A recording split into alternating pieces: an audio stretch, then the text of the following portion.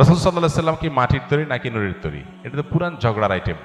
এই ঝগড়া এখনো আছে দেশে।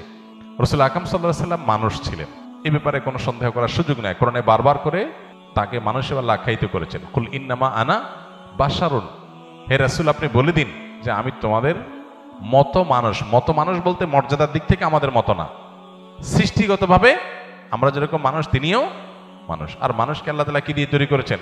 মাটি দিয়ে তৈরি করেছেন। নবী করিম সাল্লাল্লাহু আলাইহি সাল্লাম নূরের তৈরি, এটা শুনতে ভালো শোনা যায় যে হ্যাঁ নূর মানে আলো।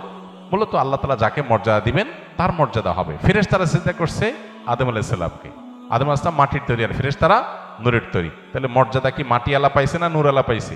তাহলে মাটি এবং নূর কারোরই মর্যাদা নাই, মর্যাদা যা আল্লাহ যাকে দিবেন তার।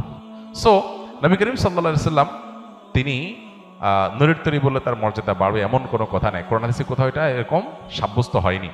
হ্যাঁ, বিভিন্ন হাদিসে আসছে তাকে নূর আখ্যায়িত করা হয়েছে। কোরআন আল্লাহ বলেছেন তোমাদের জন্য আল্লাহর পক্ষ থেকে নূর আসছে। এখানে নূর বলতে আলো।